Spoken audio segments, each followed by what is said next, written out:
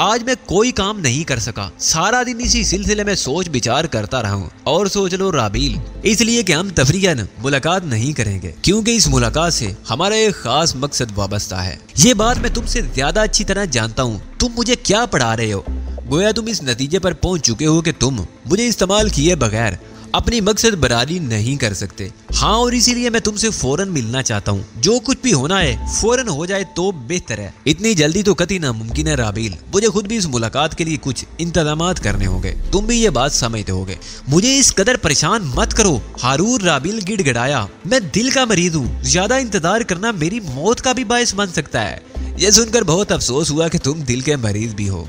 मैंने कहा, मगर मेरे लहजे में हमदर्दी की बजाय सफा की थी। ताहम अगर तुम्हें इतनी जल्दी है तो कल दिन के 11 बजे मैग्राफ के स्विमिंग पूल पर मुलाकात कर लो। वक्त और जगह याद रखना, होटल मैग्राफ, स्विमिंग पूल, दिन के 11:30 बजे। मैं खुद ही तुमसे राब्ता कायम कर लूंगा। अभी तो तुमने 11 बजे कहा था और अब खुद ही 11:30 कह रहे हो। इससे मैं क्या समझूं? ठीक है, मैं भूल जाने का मरीज हूँ। मैं इतना भी इंतजार नहीं कर सकता। हारून राबील की मुजरबाना आवाज उभरी। अगर तुम सौदेबाजी ही करना चाहते हो तो उसे तोल क्यों दे रहे हो? टाल मटोल से काम क्यों ले रहे हो? जबकि मैं तुमसे ताउन पर आमादा हूँ। तो फिर इसका मकसद है कि कल सुबह 11 बजे होटल मैग्राफ के स्विमिंग पूल पर, मैंने कहा और फोन बंद कर दिया। मेरे होंठों पर मुस्कुराहट खेल रही थी। होटल वापस पहुंचकर मैं लंबी तान कर सो गया। हारून राबील के मुकाबले पर हमारी इब्तदाई कामयाबियां हमारे अंदाजों से कहीं बढ़कर थी। फिर पुरसुकून नींद क्यों ना आती। अगले रोज सुबह ही मैं कोई 9 बजे के करीब अपने कमरे में नाश्ता कर रहा था। नाश्ते के दौरान अखबार भी पढ़ता जा रहा था कि एक खबर ने मुझे चौंका दिया। खबर बहुत मुख्तसर और एक कालमी थी, लेकिन मेरे लिए तशवीश का बायस थी। खबर के मुताबिक पुलिस ने 3 अफराद को गिरफ्तार कर लिया था। उन तीनों का ताल्लुक तंजीम आज़ादी फ़लस्तीन से था और उन्हें अमेरिका के एक यहूदी के खिलाफ काम करने के जुर्म में गिरफ्तार किया गया था। अखबार ने उन तीनों के नाम भी शाया किए थे, जो नाइमा बर्क, फवाद और हसन नासर थे। तीनों ही मेरे शनासा थे और उनकी गिरफ्तारी को मैं नजरअंदाज नहीं कर सकता था। खास तौर पर नाइमा बर्क और फवाद तो मेरे बेहतरीन रफीक रह चुके थे। खबर पढ़ने के बाद मैंने जैसे तैसे नाश्ता खत्म किया और अखबार लेकर तहजीब के कमरे में जा पहुंचा। मुझे अपने कमरे में दाखिल होते देखकर तहजीब चौंक पड़ी। खैरियत तो है अली, तुम इस तरह मेरे कमरे में? उसने हैरत से कहा। तय तो ये हुआ था कि मैं छुपकर यहाँ आया हूँ। किसी ने मुझे तुम्हारे कमरे में दाखिल होते नहीं देखा और ना ही यहाँ से बाहर निकलते देखेगा। तुम जरा ये खबर पढ़ लो। मैंने अखबार उसकी तरफ बढ़ाते हुए कहा। तहजीब ने अखबार मेरे हाथ से ले लिया और मेरी बताई हुई खबर पढ़ने लगी। तीनों ही सुबह बड़ी खराब खबर मिली है। तीनों अफराद पुलिस की तहवील में हैं। इस खबर ने मुझे परेशान कर दिया है, इसलिए मैं तुम्हारे कमरे में चला आया। चांद लम्हे तक तहजीब फिक्रमंदी से मुझे देखती रही, फिर सर झटक कर बोली, उनके लिए कुछ करना हमारी जिम्मेदारी तो नहीं, ताहम दोस्ती और हमदर्दी के नाते हमें उनके लिए कुछ न कुछ करना ही पड़ेगा। अभी हारून राबील का मामला भी नहीं निपटा था कि एक नया मसला हमारे सामने आ गया। मैंने परेशानी से कहा, और मसला भी मामूली नहीं, बहुत गंभीर है। तहजीब बोली, उन तीनों पर जो फर्द जुर्म आयद की गई है वो मामूली नहीं है, और इसके अलावा ये भी मालूम नहीं कि उन्हें कैद कहाँ रखा गया है। तीनों फलस्तीनी गोरीलों को जाहिर है किसी खास जगह ही कैद किया होगा। मुमकिन है उनके साथ कुछ और लोग भी हों। उन्हें रिहा करना आसान नहीं होगा। बैठे बिठाए एक और उलझन पेश आ गई। ऐसा मालूम होता है कि हमारा सुकून वक्ती था। तहजीब ने शायद मेरी आवाज सुनी ही नहीं थी। वो किसी गहरी सोच में डूबी हुई नजर आ रही थी। चंद लम्हे बाद अचानक ही वो उछल पड़ी। क्या हुआ? मैंने उससे पूछा। क्या बात है? पहले ये बताओ कि हुकूमत अमेरिका के मसरूका जोहरी फार्मूलों के बारे में तुमने क्या फैसला किया है? तहजीब ने कहा, मैंने अभी तक उनके बारे में कोई हतमी फैसला नहीं किया, लेकिन ये बात तय है कि फार्मूले बजाय खुद हमारे किसी काम के नहीं है और फिलहाल हम उनके जरिए बैरूत के कैंपों में पनाहगज़ीन फलस्तीनियों के लिए रकम जमा करने का काम कर रहे हैं। इस बात में इतना इजाफा कर लो कि हमारा शिकार यहूदी दौलतमंद है। मैंने कहा, यानी माली फायदा हासिल करने के सिवा वो हमारे किसी और काम नहीं आ रहे। जाहिर है न सिर्फ हम खुद उन फार्मूलों से कोई फायदा नहीं उठा सकते, बल्कि वो हमारे किसी साथी के काम भी नहीं आ सकते। ये तो ठीक है अली कि वो हमारे किसी काम नहीं, लेकिन क्या वाकई वो हमारे किसी साथी के काम भी नहीं आ सकते? क्या मतलब है तुम्हारा? मैंने तहजीब को गौर से देखते हुए कहा, लेकिन उसके जवाब देने से कबल ही मेरे ज़हन में एक झमाका सा हुआ। कहीं तुम्हारा मतलब ये तो नहीं कि उन फार्मूलों के इवज़ हम अपने गिरफ्तार शुदा साथियों को रिहा कराने की कोशिश करें? तहजीब ने मेरी बात मुकम्मल कर दी। ख्याल तो बहुत उम्दा है तहजीब, लेकिन जिस मकसद के लिए हम इस वक्त इन फार्मूलों को इस्तेमाल कर रहे हैं इसका क्या बनेगा? ये ठीक है अली कि अगर हम ये फार्मूले किसी बड़े मुल्क के हाथों फरोख्त करना चाहें तो हमें अच्छी खासी रकम मिल सकती है, लेकिन ये भी तो सोचो कि पहले इनके इवज जितनी रकम हम वसूल कर चुके हैं वो भी तो कुछ कम नहीं। कम तो बेशक नहीं तहजीब, लेकिन ये बेसोचे समझे इतना बड़ा फैसला कर लेना अक्लमंदी तो नहीं है। इस सिलसिले में सोचने समझने को रखा ही क्या है? हमें सिर्फ इतना ही तो करना है कि इन फार्मूलों की कीमत पर अमेरिका से अपने साथियों को रिहा करा लें। तुम सिर्फ उन तीनों की बात कर रही हो और मैं हारून राबील के बारे में सोच रहा हूँ। मैं उसे बख्शने को तैयार नहीं हूँ। तुम ये नहीं सोच रहे अली कि अपने साथियों की गिरफ्तारी उस वक्त हमारे इल्म में आई जबकि ये मामलात हमारे काबू में है। अगर फार्मूले हारून राबील के हवाले कर देने के बाद ये वाकया होता तो हम क्या करते? मुझे तुम्हारी इस बात से इख्तलाफ नहीं तहजीब, वाकई अगर बाद में ये बात हमारे इल्म में आती तो हम इतनी मजबूत पोजीशन में ना होते जितनी मजबूत पोजीशन में अब है। जब तुम्हें मेरी बात से इख्तलाफ नहीं है तो फैसला करने में क्यों हिचकिचा रहे हो? तहजीब ने कहा, जो कुछ तुम कह रही हो उससे मैं पूरी तरह मुत्तफिक हूँ, लेकिन इस तरह नहीं जैसे तुम चाह रही हो। मैं क्या चाह रही हूँ? तुम्हारे कहने का मकसद ये है कि हम उन फार्मूलों के इवज अपने साथियों को छुड़ा लें, हारून राबील को उसके हाल पर छोड़ दें। और तुम क्या चाहते हो? तहजीब ने पुरसुकून लहजे में पूछा। मैं चाहता हूँ कि फार्मूलों के इवज अपने साथियों की रिहाई का मुतालबा जरूर किया जाए, मगर पहले हम हारून राबील से निमट लें। चलो ठीक है, मैं तुम्हारी बात माने लेती हूँ, लेकिन मेरी समझ में नहीं आ रहा कि इस बात पर अमल करने में तुम्हें क्या पसोपेश है। मुझे पसोपेश तो कोई नहीं तहजीब, बस हमारे पूरे प्रोग्राम का ढांचा तब्दील करना पड़ेगा। हारून राबील से रकम ईंटने के बाद ही कोई अगला कदम उठाएंगे। तुम मेरा मतलब समझ रही हो ना? बहुत अच्छी तरह समझ रही हूँ। तुम्हारा मतलब है कि हम हारून राबील से रकम तो वसूल करेंगे लेकिन फार्मूले उसके हवाले नहीं करेंगे। हाँ, और ये ज्यादा बेहतर रहेगा। फार्मूलों का किसी और के हाथ लगना तबाहकारी को वुसअत देना होगा। मैं खुद भी इसी ख्याल की हामी हूँ, तहजीब ने कहा। फार्मूले हुकूमत अमेरिका की मलकियत हैं और उसी को वापस मिलने चाहिए।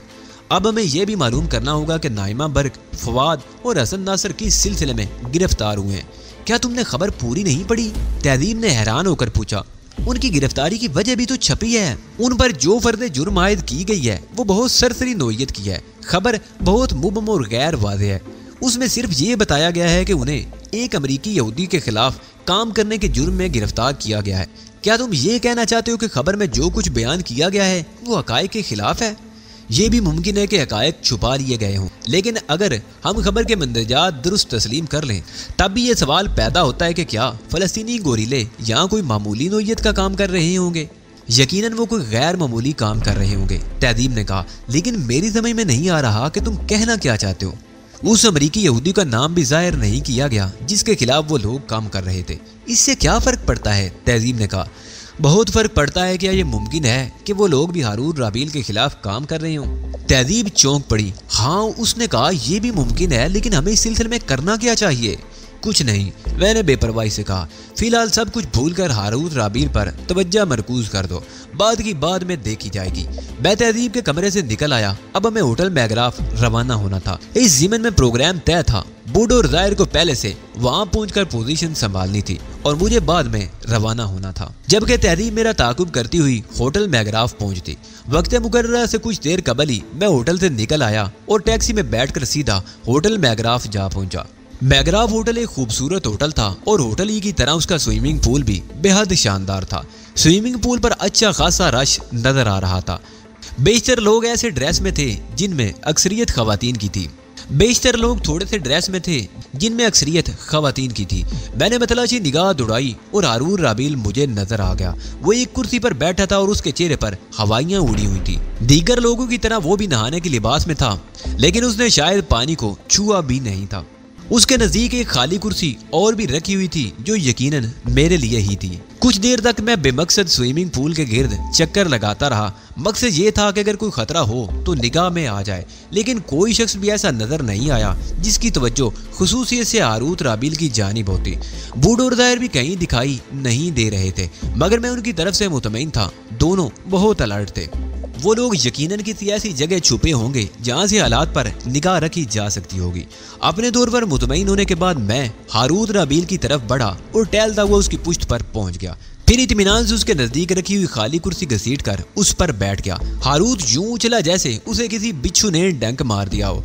वो खौफनाक से अंदाज में मुझे देख रहा था। डरने की जरूरत नहीं डेर राबील, मैंने मुस्कुरा कर कहा। मैं तुम्हारा वही दोस्त हूँ जिसके तुम मुंतजिर हो। हारून राबील ने हैरत से कहा, क्या तुम वही हो जो मुझसे सूत्रा की हैसियत से मिले थे?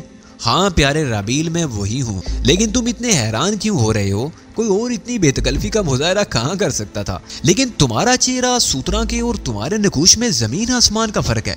इसे मेकअप का कमाल कहते हैं, मैंने बाईं आंख दबा कर कहा। दोबारा मुलाकात होगी तो मैं तुम्हें किसी और सूरत में मिलूंगा। खुदा की पनाह, हारून राबील ने अपना सर पकड़ लिया। तुम आखिर मुझसे चाहते क्या हो? सारी बातें तो मैं तुम्हें पहले ही बता चुका हूँ। अगर तुम वो बातें दोबारा सुनना चाहो तो मैं उन्हें दोहराने के लिए भी बिल्कुल तैयार हूँ। मैं तुम्हें पहचानने से कासिर हूँ, इसलिए तुम सारी बातें दोबारा दोहराओ ताकि मुझे यकीन आ जाए कि मैं किसी गलत आदमी से बात नहीं कर रहा हूँ। सूत्रा की हैसियत से मैंने तुम्हें डी फोस्टर की कहानी सुनाई थी, जो जर्मनी के शिमर खानदान का एक मायानाज साइंसदान था और जिसे तुमने एक तवील अरसे तक अपना कैदी बनाए रखा था। इतना हवाला काफी नहीं है? नहीं, हारून राबील घुर्राया। सिर्फ इतनी सी बात मुझे मुतमईन करने के लिए नाकाफी है। तुम बहुत शक्की मिजाज आदमी हो हारून राबील। हालांकि जो कुछ मैंने बताया उसके बाद किसी शक शुबे की गुंजाइश नहीं रह जाती। ना रहे, हारून राबील ने बेपरवाही से कहा। लेकिन मुकम्मल इत्मीनान के बगैर किसी काम में हाथ डालना मेरे उसूल के खिलाफ है। अगर तुम अपनी असली सूरत में मुझसे मिले होते तो मैं तुमसे कुछ भी ना पूछता। तुम हथियार बनाते हो हारून राबील और उन्हें मुख्तलिफ ज़रूरतमंद ममालिक को फरोख्त कर देते हो। ज़्यादा मुनाफा कमाने के लालच में तुमने हल्के जोरी हथियारों के फार्मूले हुकूमत अमेरिका के खुफिया महकमों से चोरी करवाए। डी फोस्टर उन फार्मूलों समेत तुम्हारी कैद से फरार होने में कामयाब हो गया और तुम्हारा मंसूबा धरा रह गया। जब तुम सूत्रा की हैसियत में मुझसे मिले थे उस वक्त भी मैंने तुमसे सवाल किया था कि तुम हो कौन, और इस वक्त भी मैं तुमसे यही सवाल करना चाहता हूँ कि आखिर तुम हो कौन और इन मामला से तुम्हारा ताल्लुक क्या है। पिछली बार मैंने तुम्हें कुछ और कहानी सुनाई थी हारून राबील, लेकिन आज मामला मुख्तलिफ है।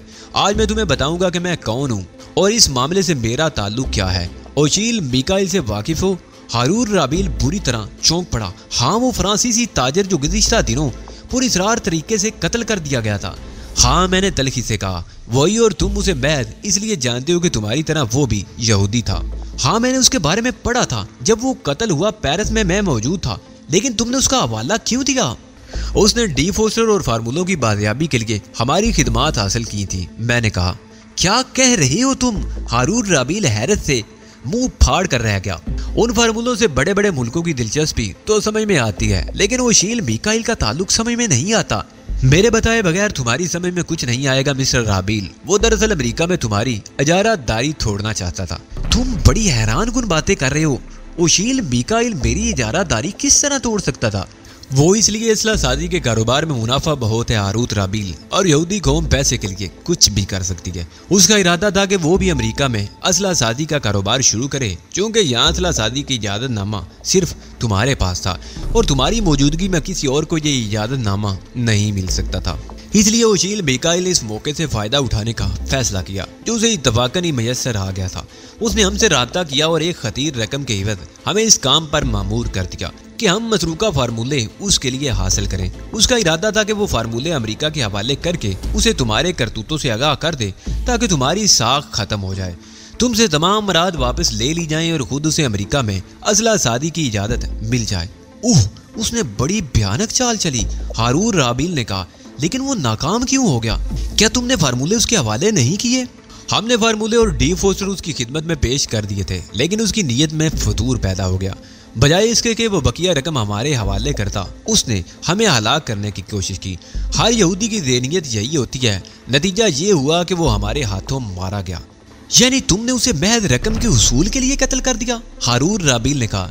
नहीं राबील, सिर्फ रकम के लिए नहीं, बल्कि उसने बदअहदी की थी। ना सिर्फ बदअहदी की थी, बल्कि हमारी जानें लेने की भी कोशिश की थी। हमने उसे हलाक करके कोई गलत कदम नहीं उठाया था।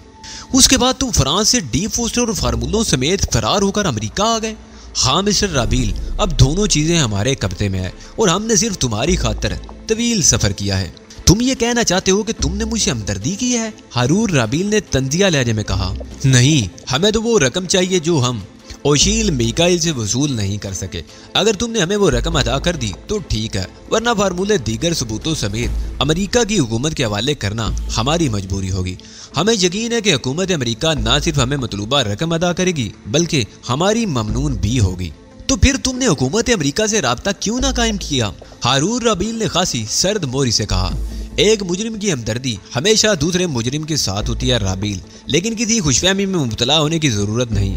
हमने अपने तहफ़्फ़ुज़ के पूरे इंतजाम करने के बाद ही तुमसे राब्ता कायम किया है। तुम्हारे खिलाफ सारे सबूत और फार्मूले मेरे साथियों के पास हैं। वो लोग अमरीकी महकमे खुफिया से इतने करीब हैं कि ज़रूरत पड़ने पर फ़ौरन उस महकमे से राब्ता कायम करके फार्मूले और तमाम सबूत उसके हवाले कर देंगे।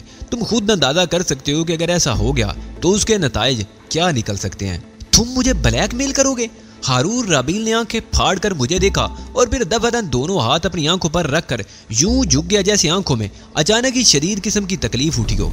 कबल इसके कि मैं कुछ समझ सकता, स्विमिंग पूल से कुछ फासले पर 2 फायरों की आवाजें सुनाई दी और मैं उछल पड़ा। जिस जगह से फायरिंग की आवाज सुनाई दी थी वहां से अब चीखें बुलंद होने लगी थी। मुझे नहीं मालूम था कि वाकया क्या रूनुमा हुआ। लोगों में अफरा तफरी मच गई थी। नुस्वानी चीखें भी सुनाई देने लगी थी। बहुत से लोग दरियाफ्ती हाल के लिए स्विमिंग पूल के उसी हिस्से की तरफ जा रहे थे। मैं अपनी जगह पर जमा बैठा रहा जबकि हारून रबील की तकलीफ गायब हो गई थी। उस पर इज़्तिरारी कैफियत तारी थी और वो उचक उचक कर उस सिम देखने की कोशिश कर रहा था जहां फायरिंग हुई थी, मगर लोगों के जमा हो जाने की वजह से कुछ नजर आना मुमकिन नहीं था। मेरी समझ में कुछ नहीं आया। हारून रबील का इज़्तिराब लम्हा बलम्हा बढ़ता जा रहा था। कुछ देर यूं ही गुजर गई। मैं और हारून रबील दोनों ही खामोश थे। फिर एक शख्स टहलता हुआ हमारे करीब पहुंचा और मेरी कुर्सी के हकम में आ खड़ा हुआ। मिस्टर रबील ने 2 आदमियों को आपके कत्ल पर मामूर किया था चीफ, उस शख्स ने आहिस्ता से कहा। उज़ाहिर के अलावा और कोई नहीं हो सकता था, लेकिन इससे पहले कि वो आपका निशाना लेकर आपको हलाक कर सकते, हमने उन दोनों का ही काम तमाम कर दिया।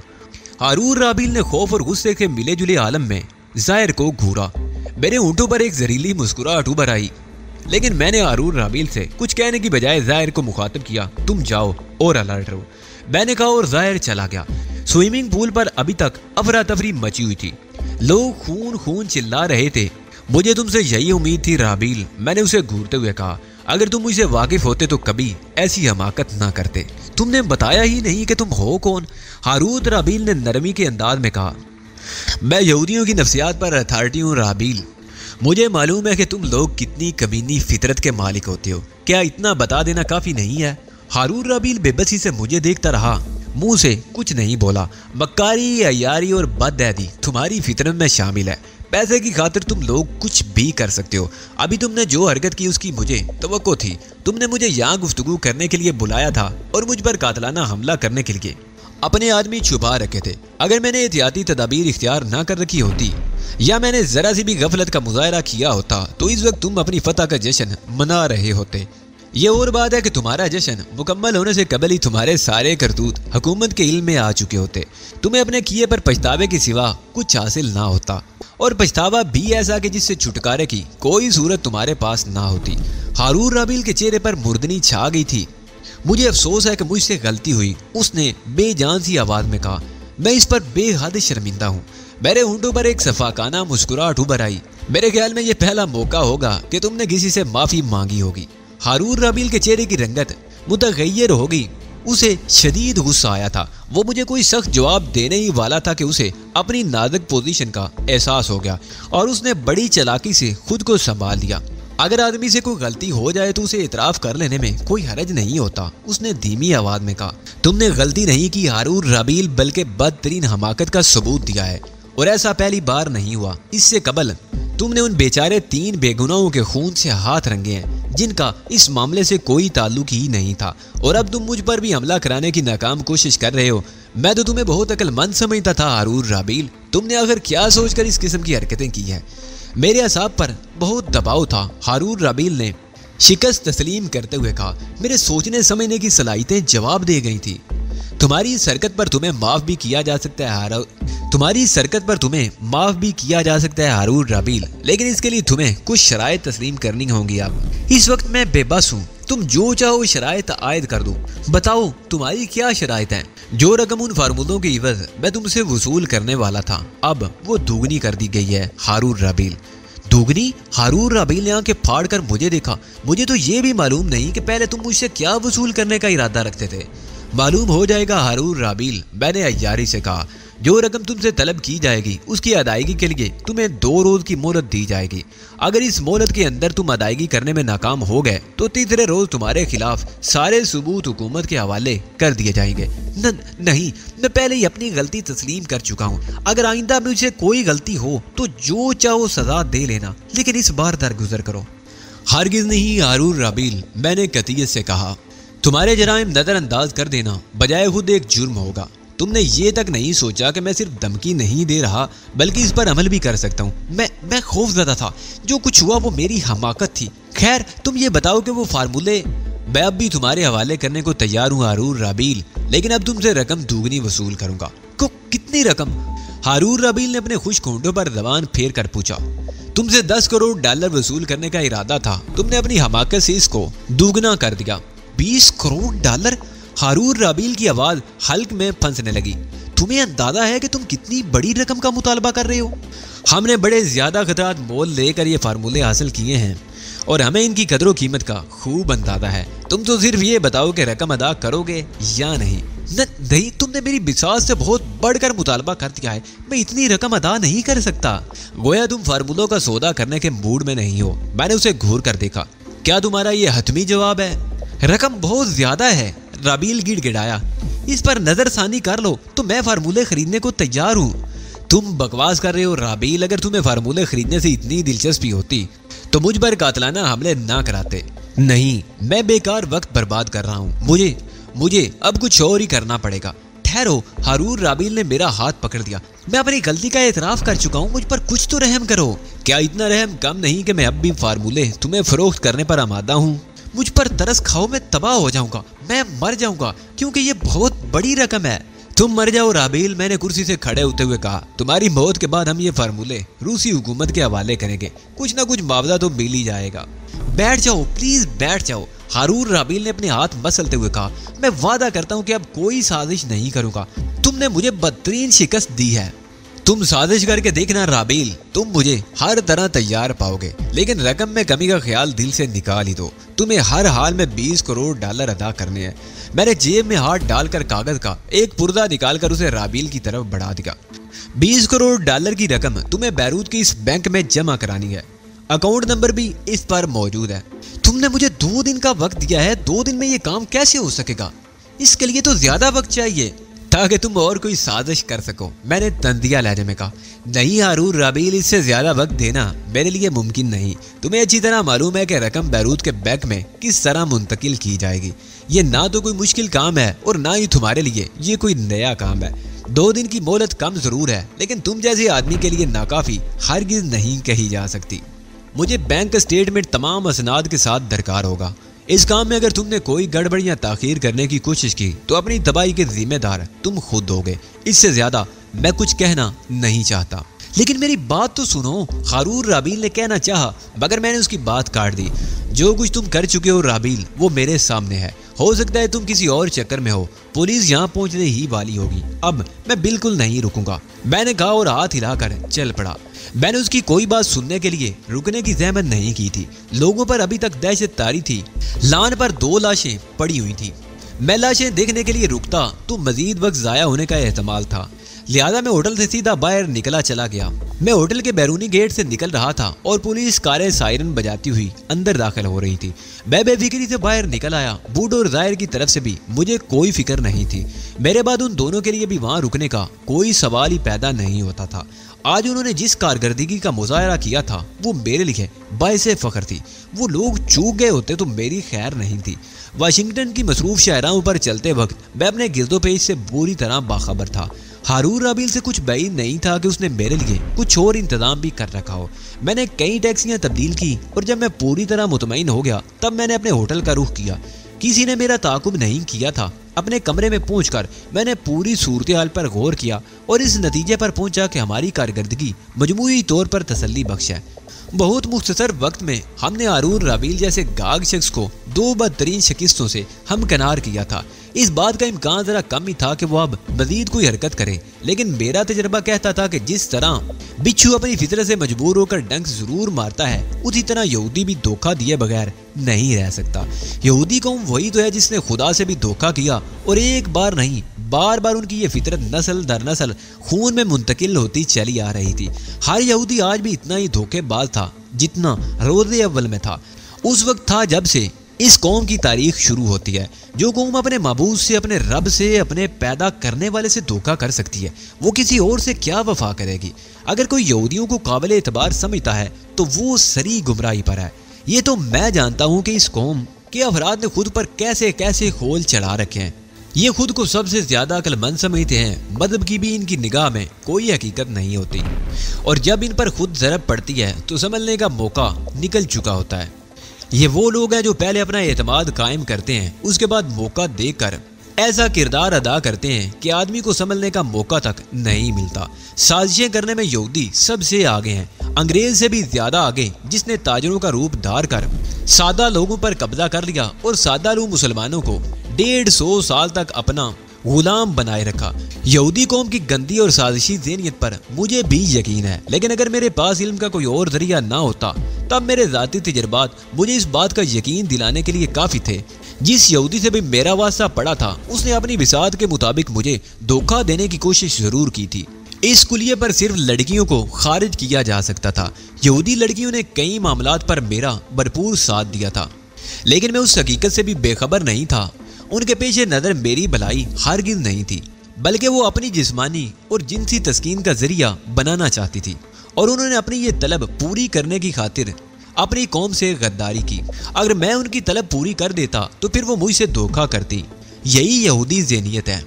मुझे अपने साथियों की वापसी का शिद्दत से इंतजार था, और उनके वापस आने पर ही मुझे इल्म हो सकता था कि हारून राबील के दोनों मकतूलों को मौत के घाट उतारने का कारनामा किसने सरअंजाम दिया था। अब तक तो मैं बेखबर ही था।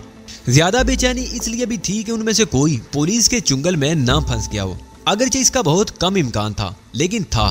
मुझे ज्यादा इंतजार नहीं करना पड़ा। मेरे कमरे में सबसे पहले दाखिल होने वाली तहजीब मालकम एक्स थी। वो कमरे में आई तो मैं मुसर्रत अमेज अंदाज में उठकर उसकी तरफ बढ़ा। वो भी मुस्कुराती हुई मेरी तरफ बढ़ रही थी। एक दूसरे के करीब पहुंचकर हम रुक गए। जज्बात के इज़हार में हद से ज्यादा बढ़ जाना हमारे किरदार के खिलाफ था। मैंने तहजीब के दोनों हाथ थाम कर गर्म जोशी से दबाए। बहुत खुश हो अली, तहजीब ने कहा। मालूम होता है हारून राबील से मामला तय हो गए। हाँ तहजीब, मैंने खुशी से भरपूर लहजे में कहा। मैंने $20 करोड़ का मुतालबा किया है और अदायगी के लिए उसे 2 दिन का वक्त दिया है। अदायगी का तरीकाकार क्या होगा? तहजीब ने पूछा। क्या वही तरीका जिसके तहत हमने ओशील मिकाइल से रकम वसूल की थी? हाँ, मैंने उसे बैंक का नाम और अकाउंट नंबर दे दिया है। अगर 2 दिन के अंदर रकम मुंतकिल ना हुई तो इसका जिम्मेदार वो खुद होगा। मुबारक हो अली, बिलाकर तुमने एक और कामयाबी हासिल कर ली। उससे रकम निकलवाना आसान नहीं था। अभी तो देखो, रकम की वसूली तक मालूम नहीं कितने मराइल से और गुजरना पड़ेगा, लेकिन अगर ये कामयाबी है तो मुझसे ज्यादा मेरे साथियों की कामयाबी है। हाँ अली, खास तौर पर बूढ़ ने तो कमाल ही कर दिया। उसने उन दोनों को देखा था जो तुम्हारी ताक में थे। ओह, यही मैं सोच रहा था कि मालूम नहीं ये कारनामा किसने सरअंजाम दिया होगा। बूढ़ के अलावा और कौन हो सकता है? उसने न सिर्फ उन दोनों को देखा बल्कि बरवक्त फायरिंग करके उन्हें हलाक भी कर दिया। मालूम नहीं बूढ़ ने क्या करतब दिखाया, वरना उस बड़े पूरे स्विमिंग पूल के किनारे उसे फायरिंग करते हुए कोई देख भी सकता था। यही तो उसका कमाल है अली, कोई उसे फायरिंग करते हुए नहीं देख सका। मैं और जाहिर भी कोई अंदाजा नहीं कर पाए थे। जब बूढ़ ने हमें इशारे से बताया तो हमें पता चला कि वो क्या कारनामा सरअंजाम दे चुका है। उसकी सलाहियतों से इनकार करना आसान नहीं है तहजीब। बाज़-औक़ात तो यह ऐसा कमाल कर दिखाता है कि दुनिया के बड़े से बड़ा शख्स हैरान रह जाए। और मैं तुम्हें क्या बताऊं तहजीब, तुम्हें वो वक्त याद है जब बैरूत में मुझे और तुम्हें हमेशा के लिए यकजा करने की तैयारियां की जा रही थीं? वो वक्त कैसे भूल सकती हूँ अली, तहजीब ने अफसुर्दगी से कहा। उस वक्त से तो बहुत सी यादें वाबस्ता हैं। ओह, मुझे अफसोस है कि ये जिक्र निकल आया जिससे तुम उदास हो गई। मैंने कहा, अरे नहीं अली, तुम कहो। तहजीब जबरदस्ती हंस कर बोली, जो हो गया उसे तब्दील तो नहीं किया जा सकता। हाँ, तुम क्या बताने वाले थे? उस वक्त ओली बाबर ने हमारे खिलाफ साजिश की थी और उस लड़की को मार दिया था जो तुम्हारे मेकअप में मेरी बीवी बनने वाली थी। जानती हो उस वक्त हमलावर को किसने पकड़ा था? नहीं, मुझे नहीं मालूम, तहजीब ने कहा। उस बेगुनाह लड़की के कातिल को पकड़ने वाला बूढ़ी था। उसकी सलाहियतों का अंदाजा करना आसान नहीं है। वाकई अली, मुझे ये सुनकर बहुत हैरत हुई, हालांकि नहीं होनी चाहिए थी। ये शख्स हर मौके पर दूसरों से बाजी ले जाता है। हारून राबील को भी हम बूढ़ की वजह से शिकस्त दे सके हैं। अगर बूढ़ ना होता तो हमें उससे निमटने के लिए खासी तगोदो करनी पड़ती। लेकिन अली, ये हारून राबील का ताल्लुक इंसानों की किस किस्म से है? सूत्रा और उसकी बीवी के बाद उसने तुम पर भी कातलाना हमला कराने से दरेग नहीं किया। शायद वो हर उस शख्स को कत्ल कर देना चाहता है जो उसके मामला से वाकिफ है। उन दोनों को भी उसने इसीलिए कत्ल कराया और अब मुझको भी इसीलिए ख़त्म करा देना चाहता था। उसने जो साजिश की थी वो खुद उसके लिए वबाल बन कर रह गई है। उसकी बुनियादी वजह यह भी हो सकती है कि वो जराइम पेशा शख्स नहीं है। हमने उस पर जो इंकशाफात किए उनसे बुखला कर वो ये हरकतें करने पर उतर आया, वरना उसूली तौर पर उसे फार्मूले अपने कब्जे से लेने से पेशतर कोई ऐसा कदम उठाने से गुरेज करना चाहिए था जो उसके लिए इंतहाई खतरनाक साबित हो सकता। तुमने उससे इतनी बड़ी रकम का मुतालबा कर दिया है कि उसे अपने किए की भरपूर सजा मिल जाएगी, तहजीब ने मुस्कुरा कर कहा। जरा ही देर बाद बूढ़ और जाहिर भी आ गए। मैंने उठकर बूढ़ को गले लगा लिया। बूढ़ ने मुस्कुरा कर जाहिर को आंख मारी। तुम अंदाजा भी नहीं कर सकते जाहिर कि मुझे कितना बड़ा मुकाम मिला है, उसने शरारत अमेज लहजे में कहा।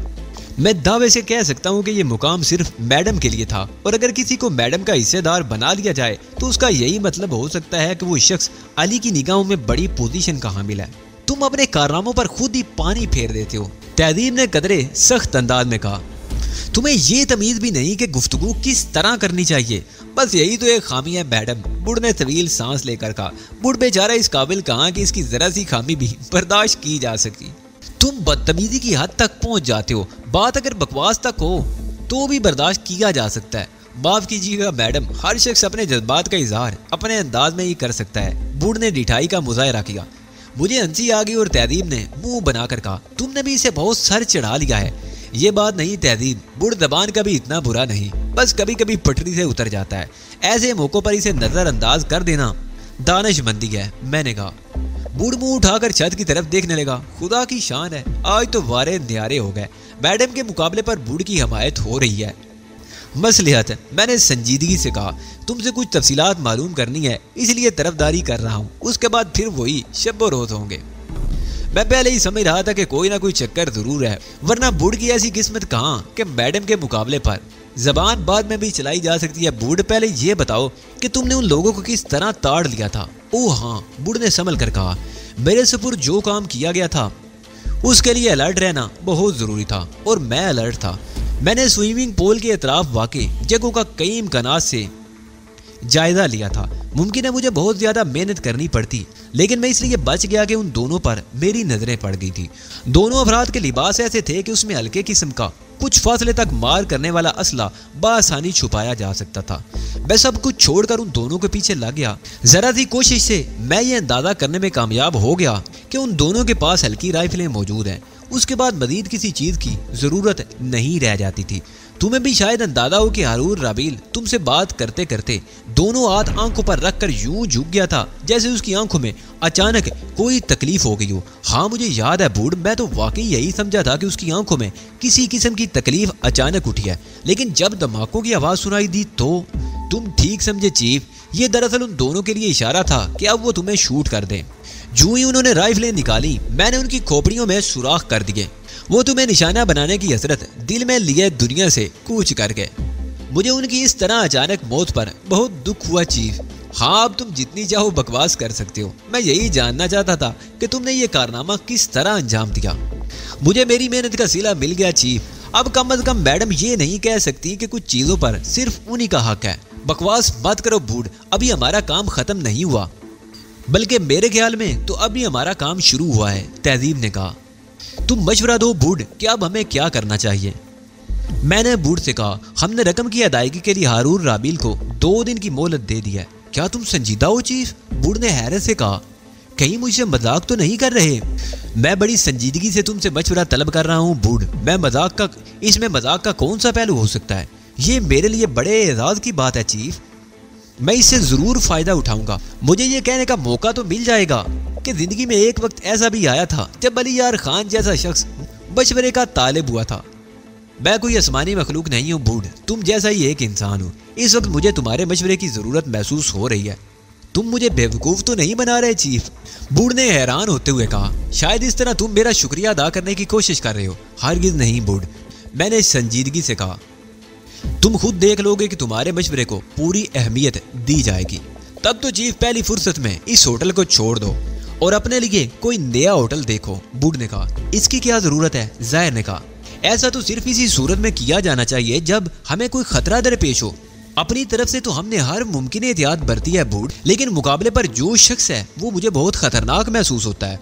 मुमकिन है किसी तरह वो सुराग लगाने में कामयाब हो जाए कि हम होटल में ठहरे हुए हैं, लिहाजा मेरे ख्याल में हमें होटल तब्दील करते रहना चाहिए। इस तरह हम एक इम्कानी खतरे से महफूज रहेंगे। मैं तुम्हारी राय से पूरी तरह मुत्तफिक हूँ बूढ़, मैंने कहा, और बूढ़ खिल उठा। शुक्रिया चीफ, उसने कहा। एक ज़हीन आदमी दूसरे ज़हीन आदमी की बात समझ सकता है, हरकस और नाकस के बस का रोग नहीं है। तो बस फिर होटल का इंतखाब कर लो, हम लोग वक्फे वक्फे से उस होटल में जाकर मुकीम हो जाएंगे। उसके लिए टेलीफोन डायरेक्टरी दरकार होगी, जाहिर ने कहा। होटलों के नाम तलाश करने होंगे। इसकी क्या ज़रूरत है, बूढ़ ने कहा। यहाँ से आवारा गर्दों की तरह निकल खड़े होंगे, रास्ते में जो भी मुनासिब होटल मिलेगा उसमें रह पड़ेंगे। बूढ़ की इस बात से भी मैंने इत्तफाक किया और उसके बाद पहले मैं और तहदीब सामान समेटकर होटल छोड़कर बाहर आ गए। प्रोग्राम के मुताबिक आधे घंटे बाद बूढ़ और ज़ाहिर भी हमसे आ मिले। हम नए ठिकाने की तलाश में चल पड़े। हमारा नया ठिकाना भी एक निचले दर्जे का होटल ही साबित हुआ। वो होटल कदीम दर्द की एक इमारत में वाक़ था और वहाँ ज़्यादातर खाली कमरे ही थे। चंद कमरे जो आबाद थे उनके मकीबी गरीब तबके के लोग थे। होटल की आबादी कम होने के बायस हमने खुद को खासी हद तक महफूज तसव्वुर किया। कम से कम लोगों की नज़रों में आना ही हमारे लिए बेहतर था। इस होटल में रिहाइश के बाद हम ज़्यादातर आराम ही करते रहे। काम कोई नहीं था, इसलिए आराम के अलावा और क्या किया जा सकता था। नाइमा बर्क, फवाद और हसन नासिर की रिहाई के लिए भी कोई कदम उठाना था, लेकिन उससे कबल हारून राबील का मसला तय हो जाना चाहिए था।